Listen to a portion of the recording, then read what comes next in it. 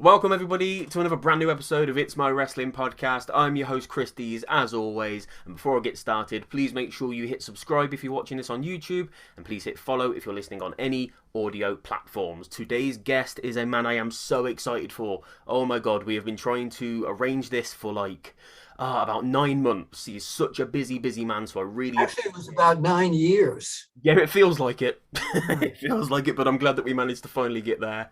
Busy man, so I really appreciate the time that you've given me today.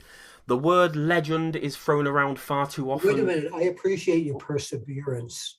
You didn't let up. It was wonderful. You kept knocking on the door. Yeah, It I was was great. emailing you like every month, like, are you ready yet? Are you ready yet? Maybe. But no, like I say, you're a busy man. I appreciate that. Completely Well, appreciate. listen, that's it. I can't stay. I'm really tied up at the moment. So, no. Go ahead. Thanks very much for coming on the show. That was great. Bill, no, like I say, it's an absolute pleasure to have you here. The word legend is thrown around so much these days, but you've been a massive part of the industry in 6 different decades, a legendary columnist, writer, interviewer, photographer, presenter, journalist. You've basically done it all. Anybody who, for some reason, doesn't know who my guest is today is the one and only, the iconic Mr. Bill Apter. Bill, thank you Thank so you, much sir. for joining me, man. This is an absolute honor to have you on the show. How Well, are I'm things? How's glad it to be going? joining you. I'm glad to be joining you. And I didn't know you were coming apart, but I'm glad to, as I mentioned, I hadn't shaved for today, but I do. I know that you're based in the United Kingdom, and I just want to let you know my ties with the United Kingdom. I never go without a bag of Roundtree fruit gums. Yeah, My favorite candy. one of the more popular ones here. But I'm the opposite. Like I don't like a lot of UK candy or sweets. I buy a lot of American candy and sweets. So What's your favorite American candies? I like Hershey, but a lot of people don't like Hershey. Yeah, no, I'm a dark chocolate Hershey guy for sure. Yeah, I love Hershey. Reese's, love peanut butter. Mm. Man, where do I start? Mounds, Milk Duds. I could be here for hours Do you talking like about milk chocolate or dark chocolate? a bit of both. I like white chocolate as well. Peppermint bark. That's the thing we don't really get here, but Yeah, you seem to have a lot in yeah. America. Now remember, I'm a New Yorker originally, so it's not chocolate, as you say it so politely. It's chocolate. Chocolate, chocolate. Chocolate. Now you got it. Yeah, Anyway, thanks for chocolate. having me on the show. I'm honored.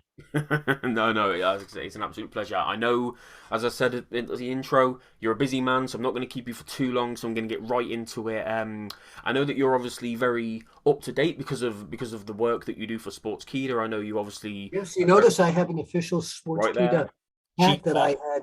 had made. Cheap plug there. But I respect the hustle. I respect that you're always representing. Um, I know that you're very up to date in what's going on in wrestling at the moment because of what you do for Sportskeeda. So straight off the bat, I wanted to ask you for your thoughts on WWE Day One, the first pay-per-view of its type. Oh my God, I got so much grief because I loved almost the whole show. I'm not a Happy Corbin or a Madcap Moss uh, guy. It's not them. It's the personas, the characters that they portray. Um, but other than that, the Usos match was incredible. Yeah, Um, a lot of people, a lot of people bombed the heck out of the girls' match, and I thought it was really good. yeah, Thought it was really good. And then, of course, the main event that I call some booking genius because they didn't have to do it the way they did, but putting Brock Lesnar in there as a last minute change for Roman Reigns was a work of brilliance. And we did get to see a little bit of Brock against Bobby Lashley. And as everyone saw on Monday Night Raw, this is going to be something that, yeah, we can't wait to see Bobby Lashley and Brock Lesnar. But Bobby Lashley impresses me so much as an athlete because he comes out like a boxer would at a $1 zillion event with a sport jacket, and he looks like a terrific athlete, which he is, but he represents what he does so very well.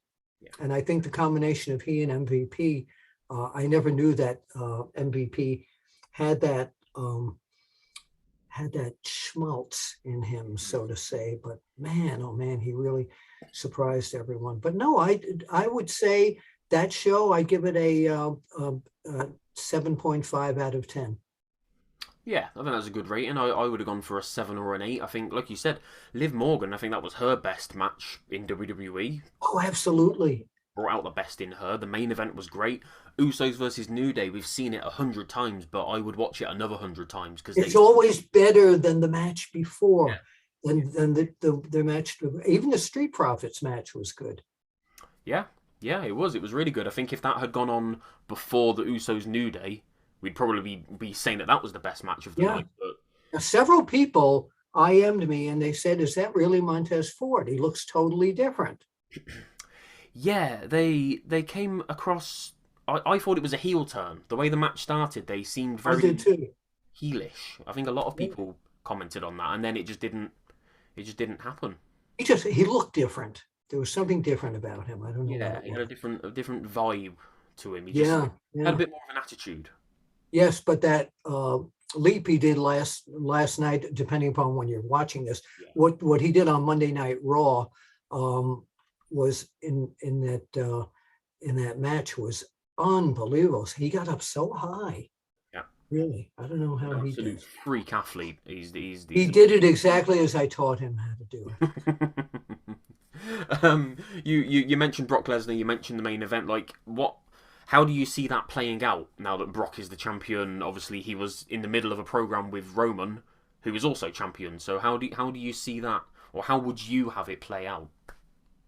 Oh goodness! Well, especially with Paul. How would I have it play? Well, I would have it play out as a three-way situation with Roman Reigns, Brock, Bobby Lashley, and Roman Reigns. Yeah, and that's probably what they're going to do. But I think that the fans want to see one-on-one at this point, Lashley and Brock Lesnar. That's got that, and I know it's been used to death this term, but it's got that big fight feel to it. Yeah. If nothing on the card comes close to it, you get that as your prime main event. It's worth waiting for. Yeah, and we've been waiting a long time. People have been asking for that match for a long time. I don't know why they haven't done it yet, but now the circumstances with Roman Reigns, unfortunately, having COVID and having to pull out of this whole thing, teased that whole new situation. Yeah, I'm excited for it. A lot of people are going to saying that it's going to be a boring match, but I just like two big powerhouses beating the hell out of each other. No, tell those people Wonderful Willis said they're wrong. So they won't be saying it once they've seen the match, will they? I believe you're right. I'm sure their opinions will change after the match. I can't wait. I can't wait at all. Right, so let's go. I want to go back into history, back into past. You like I said, you've been around the business for such a very long time. Forever, yeah. Yeah, in like 6 different decades. That's pretty impressive. But one of the things that springs to mind whenever I think of or see your name is the infamous feud between Jerry Lawler and Andy Kaufman. Which an infamous feud. Brilliant. Now remember, I'm a New Yorker originally. It's Kaufman. Kaufman. I wasn't sure. As a New Yorker. Yeah. Kauf or Kauf. I wasn't sure which. Kaufman. In New York, it's Kaufman. Kaufman. Andy Kaufman. To look at it, I would say Kauf, like Kaufman. Yeah, but that's men. Kaufman. So, Jerry Lawler and Andy Kaufman. There we go. That legendary feud. I know. Obviously, you were the man responsible for introducing them to each other. I did, and hold on a minute. Let me just find something on the cover of my book. Yes, next. Oh, I didn't know it was broken. Let me grab. You got to get the book. Oh, look at that! You have. Oh, look at that! I just happen to have one next to me. But no, show that picture of Andy and I. There we go. Yeah, there it is. Yeah, the picture of Andy and I right there. That one there. That second box, yeah. Show it up to the camera. So let's see if we can see that. A little bit blurry. Yeah, well now we can have it in 3D. There we go. Go on your 3D glasses. But yeah, I was responsible for putting the key in the ignition in that feud. Andy was at Madison Square Garden. It's documented in my book. Mm-hmm. Andy was at Madison Square Garden one night trying to get the ear of Vince McMahon Sr. And Vince was, a nice young man and all that. Can you do me a favor? Just tell him I'm not interested. Well, I don't want any celebrities to. So Andy asked me, he said he knew who I was from the magazines. And he asked me, he said, what are you doing after the matches? I said, well, I'm going back to my apartment in Queens, New York, in Kew Gardens. I know there's a Kew Gardens there, and there's a Forest Hills there as well in England. So he said, how do you get there? I said, oh, I take the subway. He said, well, can I come with you? So here I've got with me one of the most recognizable celebrities in the world on the E-train with me going back to my apartment. At that time, my roommate was a fabulous lady wrestler by the name of Susan Sexton from Australia. And we came into the apartment, and every other word out of her mouth was the F-bomb. And she walks in, she says, hi, Bill. Oh, it's F and Andy Kaufman. What the hell are you doing here? We sat down, we started talking wrestling for a few hours. She says, is that all you can talk about? She went in the bedroom, put on her headphones, Ramones, Gabba Gabba Hey, and we never saw her the rest of the night. So he and I were talking, and I said, Vince McMahon will never, he didn't know what his son was going to do, but Vince McMahon would never hire an entertainer or a performer outside of the wrestling business to do anything. So I said, but I do have a friend in Memphis, Tennessee, by the name of Jerry Lawler. And Andy said, well, he's seen pictures of him in the magazine. And they have gimmicks there like the if I keep rubbing my nose, by the way, it's cold down here in Apter's alleys. I want to make sure there's nothing coming out, so to say. So we told them that Jerry's company, Mid-South, at that point had monsters like the Frankenstein monster and the Wolfman and all this kind of stuff. And they'd probably love to have him. So I said, let's go call him. He said, well, he looked at his watch. He said, it's like 1 o'clock in the morning or midnight. I said, we're wrestling people. We're always up. So we called. Jerry Lawler picks up the phone. He says, you've got Andy Kaufman, the guy starring in the show Taxi, in your roach-infested apartment. I said, hold on. I put Andy on, and the old cliche, the rest is history. You know what happened. That went on not only through their entire feud, but the David Letterman show, which has been ranked one of the 10 best moments in television.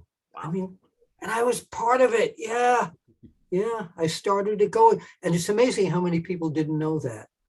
When I mentioned it to Triple H, he didn't know it. I mentioned it to Stephanie. They didn't know it. Vince Sr. didn't even know it till Jerry Lawler told him. And Vince Sr. said, that's the one angle I would have loved to have had. But he never got it. But that was incredible time. The next day, Jerry Lawler wanted to come out and visit the magazines and the office in Long Island. And Mr. Weston, the publisher, I said, can we get him a limo? He said, let him take the train. So here's Lawler, like a major star at this point, took the Long Island Railroad out to our office, spent a few hours there, and then we drove him back to Manhattan, where Rodney Dangerfield, his comedy hero, was appearing at Dangerfield's nightclub. And we went in. Red Fox, the comedian, was appearing there that night, but we walked in, and who was standing there at the bar? Rodney Dangerfield. And Jerry got to meet one of his heroes. Yeah, so it was a great time. Yeah, crazy. What a mad life. Like, just for these people to just be there. It's Yeah, he was just hanging out at his own bar. Yeah, just there. Like, oh, hey. Yeah, Rodney Dangerfield. Hey, he said, hey, you and Kaufman were really good on the Letterman show last night. Madness. It's crazy to hear as well. You say, oh, Vince didn't want to book celebrities or entertainers. Well, Vince Sr. Vince Sr. Yeah, was Vince Sr. just really against that sort of stuff? Was it more of like Vince Sr. was like the old school promoter where wrestling was a sport, and you can have a celebrity walk in the ring and do this kind of thing and all that, but not to be competing. No. And yeah, once in a while they would have boxer versus wrestler, but I don't think Vince Sr. even did that. Oh, right. And yet then you get Vince Jr., who started booking celebrities left, right, and center. Oh, of course, because Vince Jr.'s my boss used to say to me, Vince Jr. hates the business. That's what he used to say to me. And I said, why do you say that? He wants to turn it into a concert, like a concert audience. Yeah. And he certainly did. Yeah. He certainly did. He made this, it was very good. It was bad for all the old school promoters, of course, because they didn't have the funds or anything to invest in any or start up anything, or even the talent and the money that was being offered. But it was a great thing for the wrestlers who did work for Vince Jr. because they never had earned money that could keep them and their families in a good state of living. Yeah, yeah. I've never had the opportunity to speak to anybody about Vince Senior. What were your dealings with him like? What was he like? Well, again, there's a bunch of chapters that, let me refresh my fruit gum here. Thank you. That was an orange one. I had many dealings with Vince Sr., and there's a whole chapter in my book about the ups and downs with him. Thank you. Was wrestling fixed? I didn't know it was broken. I'll keep lifting it. However, there were good times with him, and there were rocky roads with him. One time we got a set of pictures from Jerry Lawler's, one of his photographers, not his official photographer, of Andre the Giant versus Jerry Lawler. And I asked the photographer what was the finish. He said Lawler ducked and Andre went over the ropes and he was counted out. So we ran the story how a midget, we call Jerry Lawler a midget because next to Andre he was, how a midget defeated Andre the Giant. When that magazine came out, I got a screaming call from Vince Sr., who was Andre's booking agent. What the hell did you guys do? Andre's never lost anyone. Who told you that? I saw it. So he was getting ready to never let me into his shows again. It's that serious. It was very serious back then. Luckily, we were able to smooth things over. And we came out with another issue saying, with the headline, Andre the Giant, wrestling's only undefeated superstar. And then there were times when I would call him just to get the top 10 rankings. And his wife, Juanita, would answer the phone. I'd have a very pleasant conversation with her and then a nice conversation with him also. So he was a very classy businessman. He always wore a tuxedo backstage at the matches when he came to Madison Square Garden. And he always treated most of the wrestlers and their families to dinner at some of the finest places in Manhattan. Yeah, he was class A. Yeah, whenever I've seen pictures of him or read anything about him that anybody said, he sort of like, in my head, he's sort of that, what you would sort of like, how can I word it? He's a British gentleman. Yeah, just a very yeah. you would see in a movie. Yes, absolutely. That absolutely. Sort of promoter. He was very dapper, very always looked good. I'd never seen a hair out of place. Suave and sophisticated. The kind of man that always carried a comb. Yes. I don't know if he always carried a comb or he had a personal assistant. So. Yeah, probably, yeah. Just touch you up a little bit. I still have my comb over here. It's lovely to hear stories about Vince Sr. because, like I said, I've never had the opportunity to. So thank you for that. He once the change started coming over to Vince Jr., Vince Jr. was going to ban all the magazines from the shows, which he eventually did because he was going to start his own magazine. Vince Sr. did not believe his son was going to do that. He'd say, no, talk to Vinny, work something out. But it never happened. It did have a few times we were allowed back in, but that's when they needed more publicity. And the wrestling magazines, we were the internet before the internet. Yeah, of course. Yeah, it was the only way information. We were. Yeah, absolutely. Yeah, even I briefly, vaguely remember, because I was born in '89, so obviously the internet didn't really become a big thing until probably about 10 or so years later, 10, 11. Sure. So I remember I would have to get the WWF magazine if I wanted any information. Yeah. But you're Well, right, our yeah. magazines, I think, were sold in the United Kingdom too. I'm pretty sure Pro Wrestling Illustrated was sold at I think because Smith, W.H. Smith. yeah, WH Smith was normally Yeah. the main place to get You them. believe I know that, huh? Is that where you get your wine gums from? From No, WH?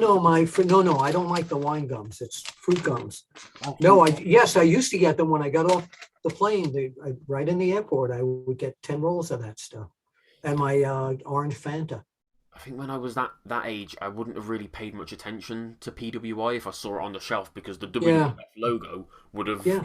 jumped out at Oh, me. of course. Oh, so you're the one, huh? No, I was the one kid that yeah. didn't read No, PWI. that's fine. Uh, But yeah, no, I'm glad we mentioned PWI because I wanted to come on to that.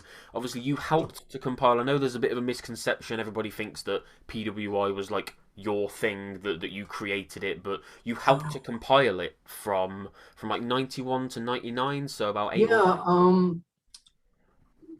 You talking about the PWI 500? yes, yeah, Oh, no. So I never. It wasn't my idea. no, We were sitting around the editor's desk one day, and somebody said, "Why don't we do a listing like Forbes, like the top 100 wrestlers?" And I was like, Then somebody said, "Why don't we do 500?" The editor said, "Great idea." Looked at Bob Smith, the editor. He said, "It's yours." Bob was a very great guy. He's still around the wrestling business. He's on John Arizzi's podcast every week. John Arizzi's Spotlight podcast.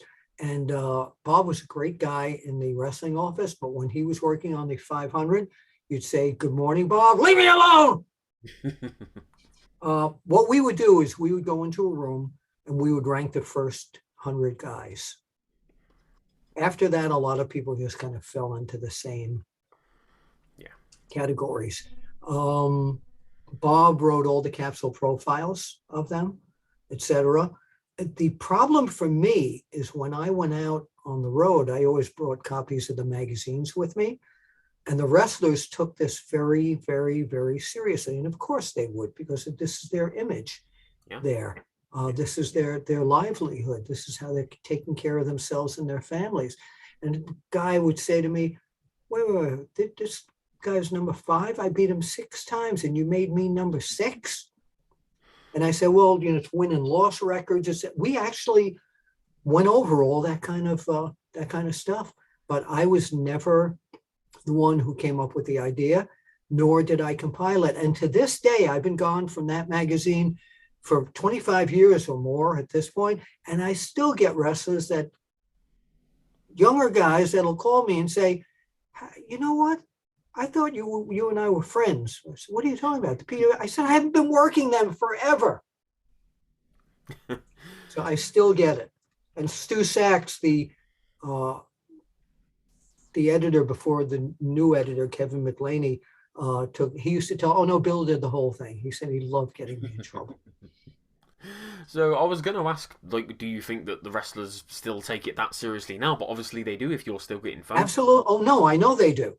I go backstage at some of the WWE shows, and absolutely, somebody will come over to me with a magazine with a 500 and say, "Who did this crap?" They'd be very upset. Yes, they're very upset because it's a pride and ego thing, because everybody waits for 2 issues per year: the annual awards and the PWI 500. Yeah. I was gonna. It was difficult, and even before that, years and years before that, I would get in trouble when I brought the magazine with Apartment Wrestling in there, with 2 gorgeous bikini-clad ladies wrestling in an apartment that I had nothing to do with, but they all blamed me because I was the face of the magazines. And apparently to some people, I still am. Yeah, I think when if you say PWI, Bill Apter is the first name that springs to mind. It is for me, even though I've read the book and I know these things. Yeah. I would. What book did you read? Sorry. What book did you read? It's this book here that I happen to have. Oh, it's Wrestling Fixed. I didn't know it was broken. I have to get that. Yeah, yeah, it's a good book. It's a good book. You can find it on Amazon Yes, yes, and and in the most United States, you bookstores could as find well. it at Barnes and Noble too. I don't know. Barnes and Noble, is that like your biggest sort of like retailer for books? Yeah, it was. It was. They, most of them are all gone at this point. I met them both. I like Barnes. I didn't like Noble. But seriously, We have Waterstones. Like we don't have many bookshops anymore. yes, no, we don't either anymore. We had Everything's on Borders. Kindle Which was, now. we Everything. had Borders. That was my favorite bookstore, and those are all Yeah, gone. we had that for a little while, but we I only know had it you for a did. few years. I know. I made many trips to the United Kingdom. Alex Shane booked me there many times. And when I was doing a Total Wrestling magazine, I was there 2 or 3 times a year. How hard was it when the PWI 500 was being compiled back in those days, in the early 90s when there was no internet? How hard was it to get hold of that information, like the wins and losses? Did you just have to make phone calls to get it It from? was all phone calls. And a Yeah. lot of times we just did it from what we watched on television, just our local TV shows. Yeah. Yeah. It wasn't something that we could do uh, perfectly because again, there was no internet. So we couldn't do that. But a lot of phone calls. Yeah. Yeah. And most of the phone calls were to the promoters because the wrestlers would say, "Oh no, I won every match I did." Well, I saw you get pinned by Rick Steiner. No, No, optical illusion. no, somebody else done Optical illusion. it. Right, I'm going to say 8 words to you. My God, Bobby, what happened to your face? The Oh my God. infamous So cover that of the. that was the cover of the Wrestler magazine when I first met Mr. Weston. I was at the Men's Grill at the Biltmore Hotel in Midtown Manhattan. Everybody dressed really well, all businessmen, classy ladies. And he pulls out this magazine with Bobby Heenan's face all Covered. gushed in blood. Yeah. And he said to me, "Keep it down. I'm not proud of this, but it's going to sell magazines." That's what he sounded like. He said, "There are two things in wrestling that sell magazines: blood and sex." Yeah. So, yeah, that was the first time I had met him. So I wasn't a part of that magazine at that point, but in our first meeting together, that's the latest issue that he had shown me. Do you know if there were there any? Because when I was young, and I know we were talking about the sort of magazines that we would see on the shelves in WH Smith or wherever. Excuse me, It Roundtree fruit gum break. Go ahead. sorry.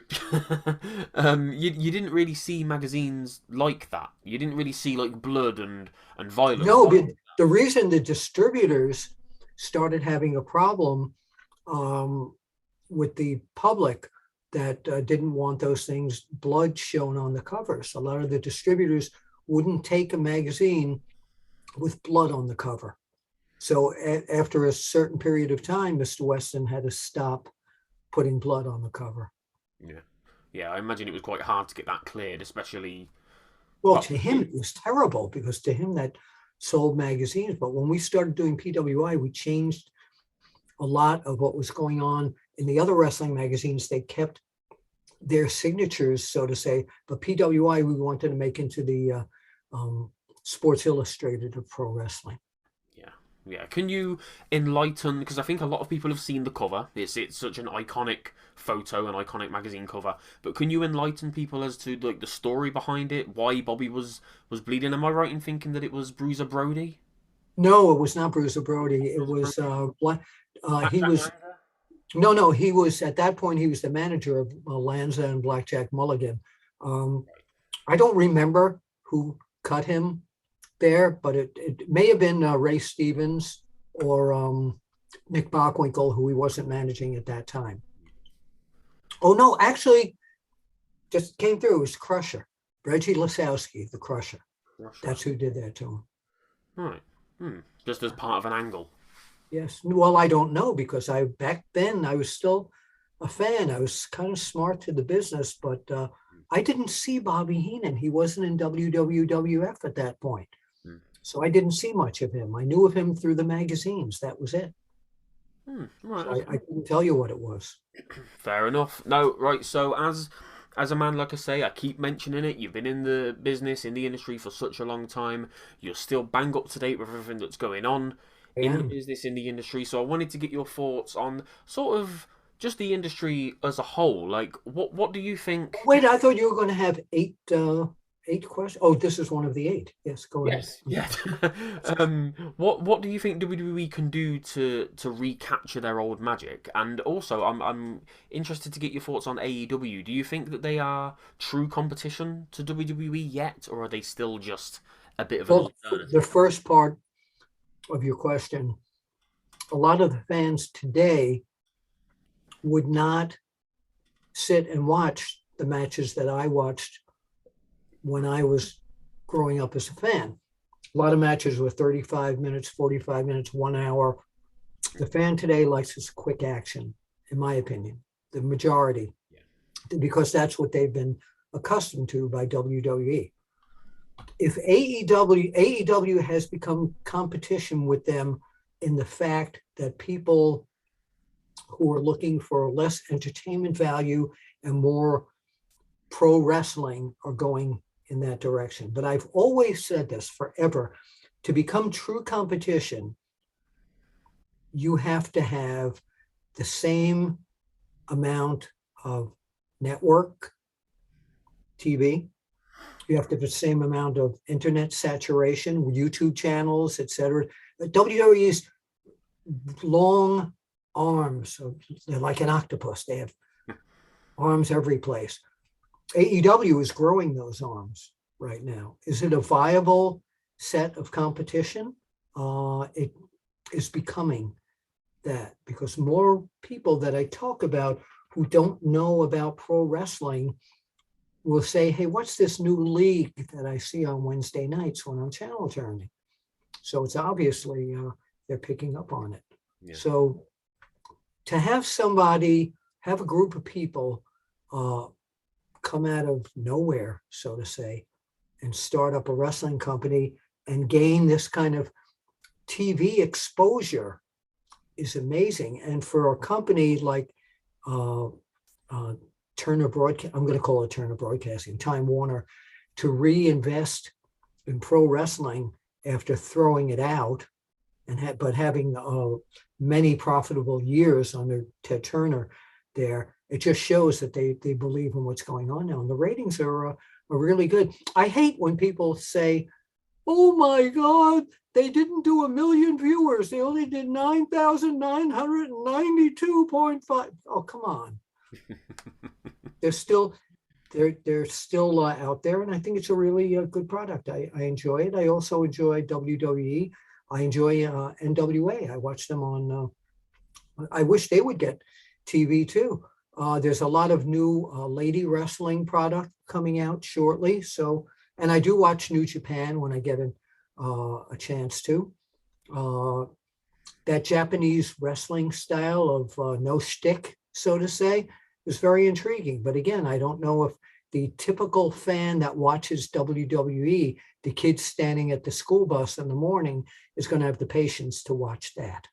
Yeah, and it's also on at a difficult time as well, isn't it? Yeah, well, that's why God invented DVRs. Yeah. I very rarely get a chance to watch it. You mentioned networks in there. I don't know much about US networks, I'll be honest. We've got our networks here, obviously, but... Sure, I'm familiar with those. AEW obviously moving to TBS soon. Like, is that a good move for them? Yes, it's a great move. Sure, that's where WCW was originally, and it's owned by the same company. So yeah, I just hope they don't lose any fans who either forget that they're on there or don't get it on their cable network. Yeah, I don't think they would. I don't think they would have moved it had it not been really taken apart and examined before the move. Yeah, I think at this early stage of their lifespan, they wouldn't have taken that risk. No, I really don't. When they're starting to. I'm talking about the TV. I'm talking about the TV company. Oh, with TBS. Yes, yeah. TBS taking that risk, right? Yeah. I think... Well, TBS, TNT, it's that whole company. Yeah, so it's a whole mother company. What were your thoughts on Ring of Honor What happened with Ring of Honor recently? Oh, I'm going to miss Ring of Honor. I used to go to a lot of their shows in Philadelphia. I'm sorry to see them fold, but they allegedly will be back in April. Yeah. Yeah, so I'm looking forward to that. I was very unhappy to witness their wrestlers having to look for work. Again, it's their job, it's their families, etc. But hopefully we'll see a resurgence in April, because there's a lot of fans rooting for them to come back, and I'm one of them. Yeah, I definitely am. I've interviewed loads of Ring of Honor talent on the show. A lot of the ones that I've spoke to recently in the last month or so have said that they weren't surprised at the news, the news of the closure or the hiatus, whatever you want to call it. Yeah, they said that they weren't surprised. They kind of saw it coming.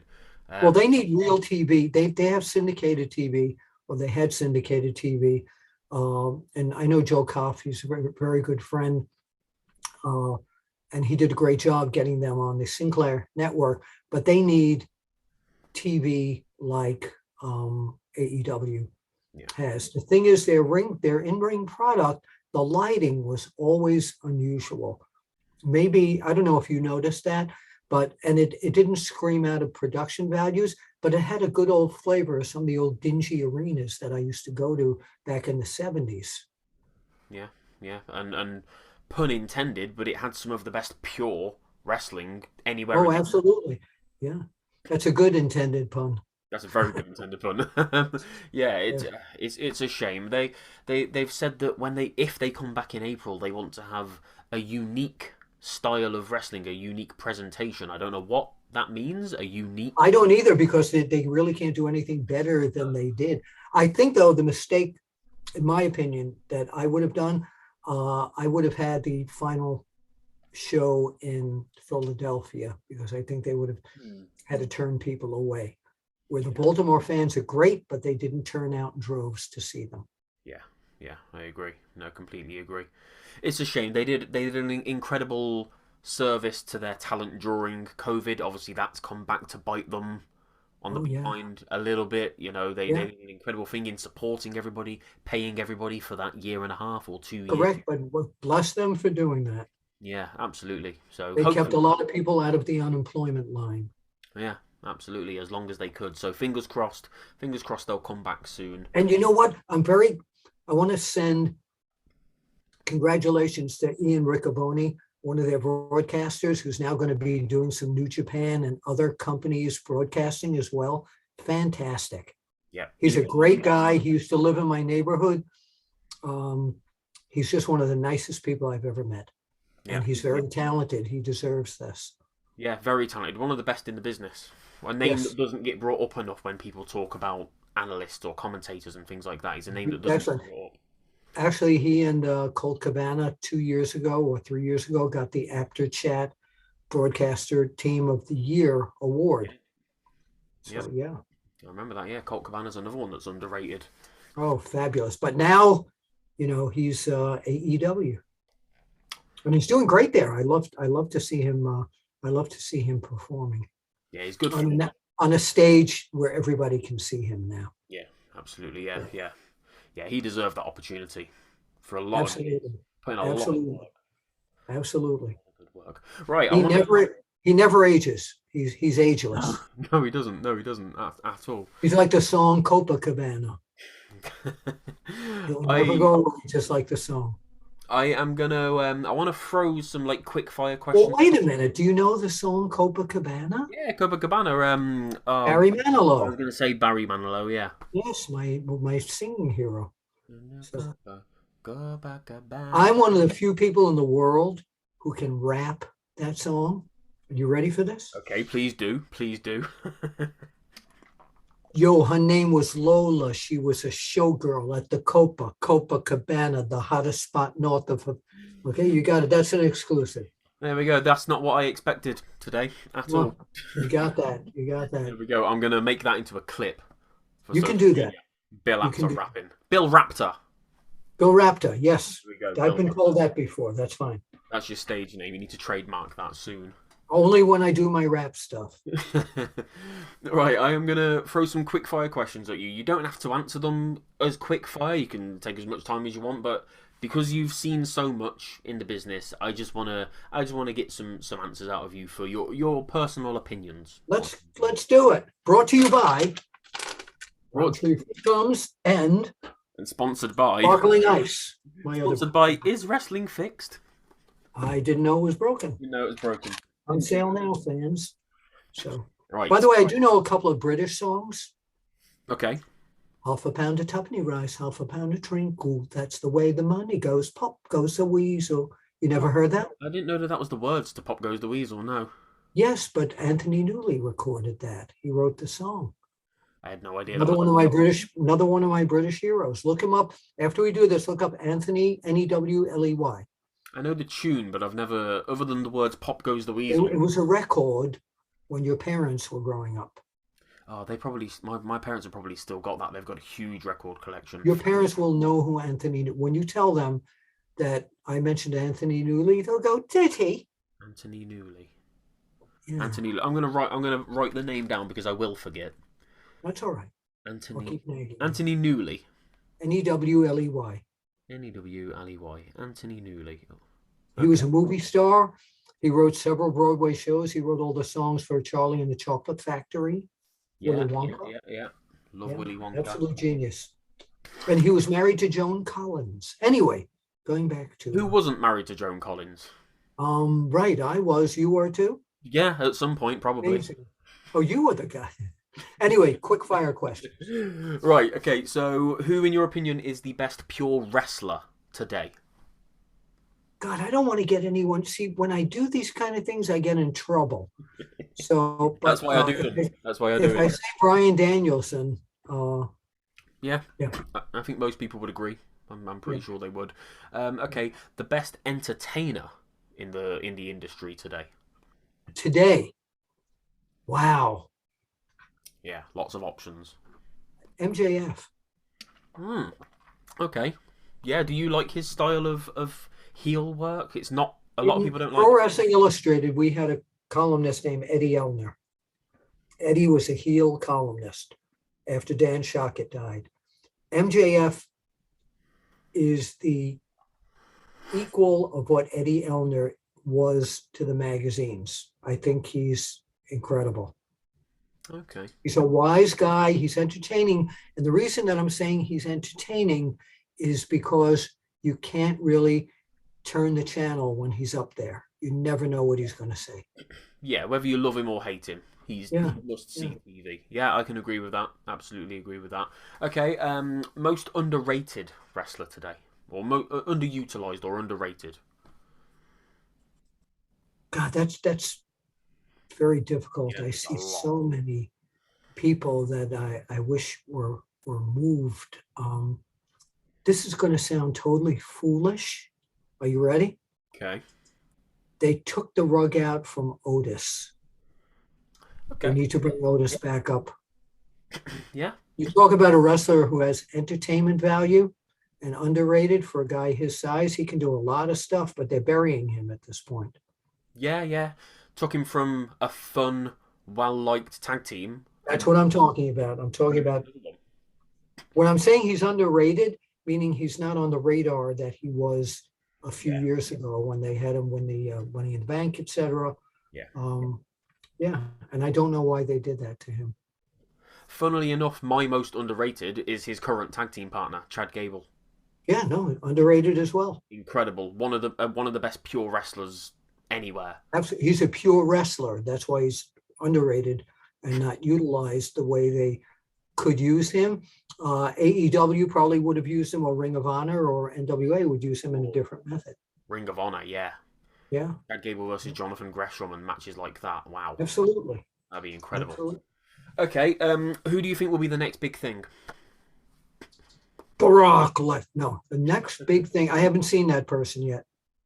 Oh, okay. You don't think there's anybody Haven't out seen there him yet. No.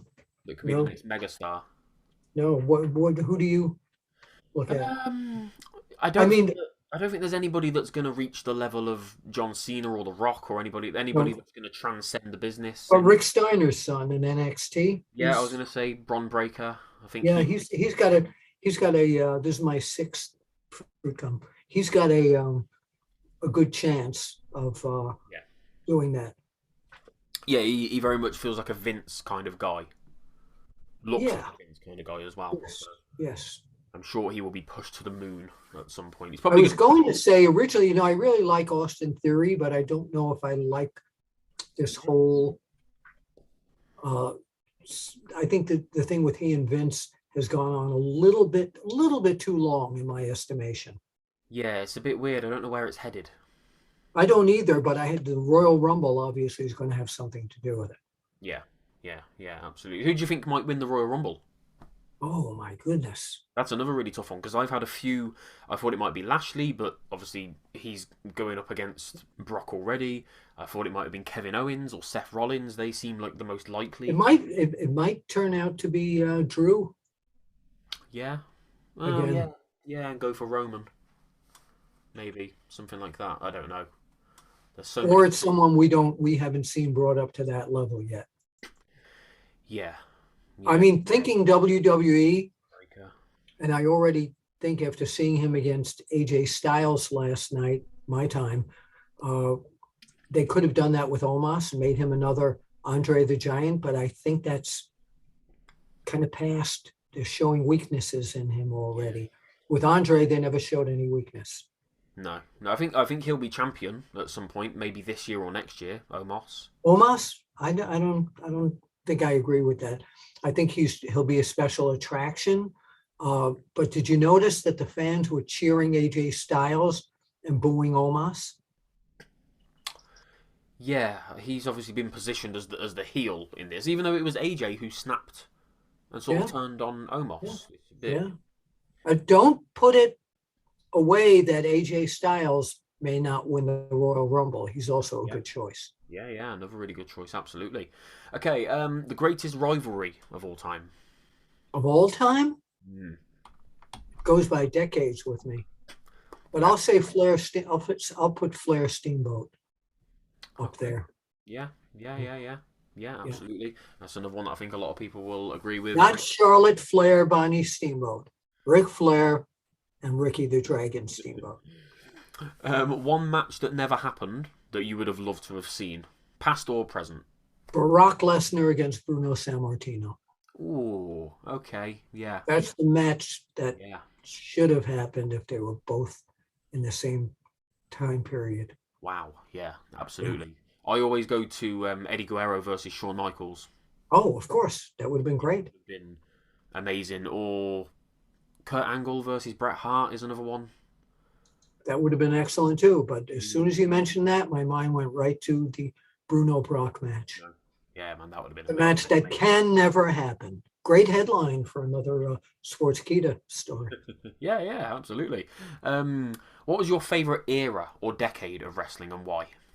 The Jim Crockett, Florida Championship Wrestling, uh, Atlanta Championship Wrestling era, because the people, the wrestlers in that time period, the Road Warriors, Nikita Koloff, Ric Flair, Ricky Steamboat, Bobby Eaton, Dennis Condrey, Jim Cornette, the Meccan Dream, Dusty Rhodes, if you will.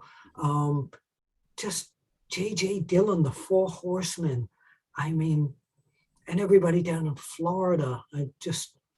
My God, the Ole Anderson. Yes, I liked Ole Anderson. Very few people do, I understand. But yeah, that whole era around that whole height of Jim Crockett Promotions, when I was covering that era, I never wanted to leave that era. And that era also included the Von Erichs, the heyday of the Von Erichs. Yeah. Awesome. Yeah. But No, I don't dislike this era either. I find very good things in sports entertainment and pro wrestling, and I still watch it. yeah, absolutely. My wife still says, "Are you watching that again? Another night of this? How many nights do you watch this stuff?" Yeah, I think there's elements from most eras that I like. I wouldn't be able to choose one. Probably maybe the '90s, just because I grew up in it, so it's what Sure, I sure. more memories of. But yeah, I think it's hard to say what is the best Yeah, era. yours was more the Hulkamania era or Yeah, the Bret Hart. towards the Yeah, end of the Hulkamania era and getting into sort of like early Attitude era yeah, would have been yeah. as I The grew up. Attitude Era was great. Yeah, it was. Go Changed back the and watch it business now. again forever. Yeah, yeah, it did, 100%. You go back and watch it now, and it's not quite as good as we remember it being. No, because we've seen it, and that era turned Vince McMahon into the greatest bad guy in the entire Yep, business ever, ever. yep. It's not even close. Yeah, Absolutely, hundred no percent. one, no one can get near that. Right, okay. Three wrestlers who should be in the Hall of Fame, the WWE Hall of Fame. Hmm. Ivan Koloff, absolutely. Yep. He's not in there. Flair is in there. I'm trying to think off the top of my head. This is the other book that I love, by the way. Have you ever seen this? This is the comic book. I'm going to answer your question, but look at the graphics in here. It's the whole history of pro wrestling in comic book form. I've never And seen that, but it looks very yeah, cool. the illustrations and everything are incredible. I would put. I don't think the Von Erich family is in the Hall of Fame. Don't think so. No. No, and someone who worked in WWF or WWF for a few times and captured my entire imagination, and he still was such a great wrestler from Japan, was Tiger Mask. I would love to see him in the Hall of Fame. He wrestled at Madison Square Garden several times, and he was incredible. So paying homage to some of the guys that were there back in the 70s and all that, absolutely, I would put him in there. One name I always think of is Vader. I can't believe Vader's not in there. Vader, I would say, deserves to be in there, although he wasn't. A, when I think of Vader, I think of him more as WCW. Yeah. That was just my thinking. Yeah. Yeah. No, absolutely, absolutely. But if Sting can be in there, then Oh, I anybody. agree. I agree. Yes, Sting is the one guy they never could get. Yeah, yeah. And then when they Isn't that did get him, amazing? Well, right, but it was over. it was yeah, it was WCW was finished at that point. So, yeah. yeah. Cool. And Yeah. then one more. Over your whole career, who was your favorite wrestler to interview? Dusty Rhodes. Yeah. If I could interview anybody, past or present, it would be Dusty. He changed my name forever. I still have people putting an N in my last name because he'd call me Willie Apner. So I still have fans that come over, Mr. Apner. It's Apter. Well, that's not the way Dusty Rhodes said. He used to say it on. I was on those shows pretty regularly in Florida and the Carolinas and Mid-Atlantic area, and he would go on the show that I was doing, the PWI scouting reports, and he'd sit there, Willie Apner. Yeah. So he changed my name forever. But there were a lot of guys. Dusty was the most personality-driven one in terms of people who were serious when I was interviewing them. Again, that would be Bruno Sammartino. A gentleman and an athlete, and very well spoken. Very cool. Yeah, I had a good long chat with Larry Zabisco about Bruno, and I Oh, wish yeah. I could have been alive around that time to experience. Larry's a very good friend of mine. I've been back and watched bits. Obviously, I like to watch bits of wrestling history and that from before I was born. But I would have loved to have been around at the time of Bruno because he just seemed like such a spectacle. Well, I've said this many times, and I think it's on his biography on the WWE Network, Peacock, that he had no entrance music. Back in his days, there were no entrances for anyone, but the music was 21,000 fans at Madison Square Garden singing Bruno, Bruno, Bruno. That was his entrance theme. Larger than life, wasn't Yes. it? Really was. Awesome. That is the end of my quick fire questions. And that's all I've got for you, Bill. Man, like Well, no, that's good. We said we do close to an hour, and yeah, we've done that. So I've got a question to ask you. Oh, okay. We're still taping, right? Nobody's ever asked me a question before, so go ahead. We're still taping, right? Yes, we are. Yeah, yeah. Um, is wrestling fixed? I didn't know it was broken. I can't get an answer from anybody. I'm telling you. Thank you. I always get that plugged. And people can follow me, of course, on Twitter at Apter, not Apner, at Apter One Wrestling, the number one. I still have my YouTube video channel, which is you can go to billapter.com or the number one wrestling video.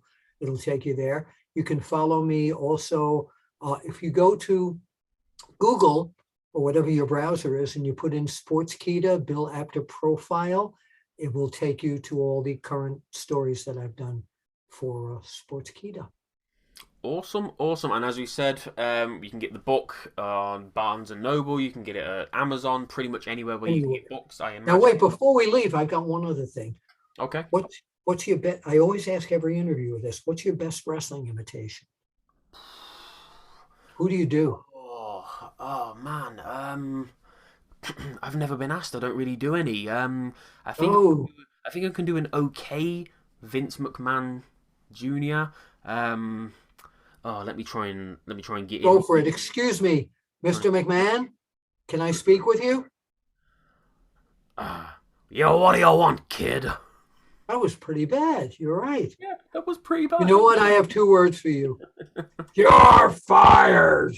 I think I deserve it. That's fine. Thank you for having me on. I really enjoyed it. Bill, absolute pleasure. Thank you so much. Everybody who's watched, everybody who's listened, thank you so much for checking out this interview. It's been an absolute blast for me. I hope you enjoyed it. Like I said at the start, please hit subscribe, please hit follow, depending on wherever you are watching or listening to this. And I will look forward to catching you again next time on It's My Wrestling Podcast.